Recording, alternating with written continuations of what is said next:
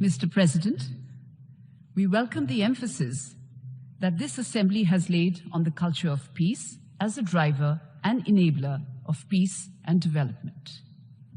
We firmly believe that pluralism, tolerance, mutual respect, and the diversity of religions and beliefs are the foundation for promoting human fraternity and fostering a culture of peace. The tradition of welcoming, respecting, and honoring all faiths is as old as India itself. The great Indian philosopher-thinker Swami Vivekananda had said, and I quote him, "We believe not only in universal toleration, but we accept all religions as true," unquote. Mr. President, it bears reiteration that India considers the entire world as one large interconnected family. This enduring philosophy has guided our constant interaction and exchange of thoughts with the outside world. In fact, and as many of you would know, the theme of India's G20 presidency is Vasudhaiv Kutumbakam, or One Earth, One Family, One Future. Sarva Dharma Sambhava is also a unique concept of Indian secularism, which maintains that all religions are inherently good and worthy of respect. This principle of equal respect and treatment for all faiths has been a part of India's ethos for thousands of years. This principle is also integral to the Constitution of India. Mr. President, we appreciate the efforts of Bangladesh in presenting a resolution today on the follow-up to the Declaration and Program of Action A/77/L74, which India is happy to co-sponsor. We firmly believe that the exercise of the right to freedom of opinion and expression and full respect for the freedom to seek, receive, and impart information play an important role in promoting pluralism and combating religious intolerance. Today, as we all know, the world is facing serious threats owing to geopolitical tensions and unequal development. There is a surge in instances of intolerance, discrimination, and acts of violence based on religion or belief. We are deeply concerned with growing manifestations of intolerance, discrimination, or violence against followers of both Abrahamic and non-Abrahamic religions. It is an undeniable fact that contemporary forms of religiophobias are on the rise. These need to be factored into our discussions.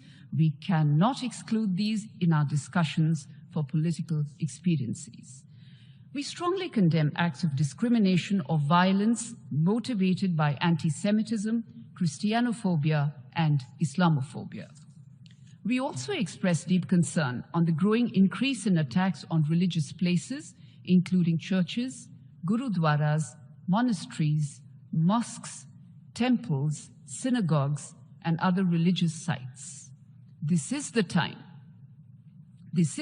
for us to work together to strengthen human fraternity and to intensify our efforts in building a culture of peace. We urge for strengthened international efforts to foster a global dialogue on the promotion of a culture of peace and reaffirm that interreligious dialogue should be inclusive, broader, and encompass all religions and all faiths. Mr. President, terrorism, which is a manifestation of intolerance and violence, is the antithesis of all religions and cultures. The world should be concerned by terrorists who use religion to justify these acts and those who support them in this quest. We must adopt zero tolerance against terrorism and violent extremism.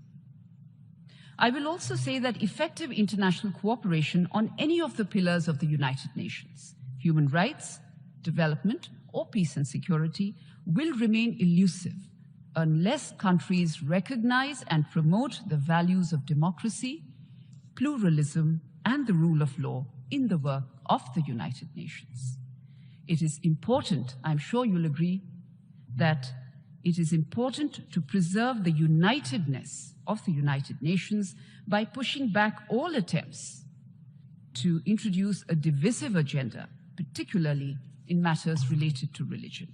Member states need to work together to strengthen a real culture of peace and to envision the world as one large family, as does India. Lastly, and most regrettably, we have heard some deeply distorted and inaccurate, not to mention malicious remarks from a delegate. We have nothing but the utmost sympathy for such a mindset that utters falsehoods repeatedly, arising undeniably out of ignorance and a total lack of appreciation for a culture of peace. Unlike the delegation in question, I will not be wasting the time of this August assembly that is gathered here to strengthen multilateralism and to foster a dialogue of peace. My only advice to that delegation: please look at our numerous rights of reply that we have exercised in the past. You will find your answer. As far as my country, India, is concerned, Mr. President, our agenda will always be constructive, progressive, and for the greater good of humanity. In the spirit of our civilizational ethos, we remain committed to spread the message of humanity, democracy, peace, and non-violence. We will continue to work with all member states and UN entities in promoting a culture of peace based on understanding, compassion, and respect. Thank you.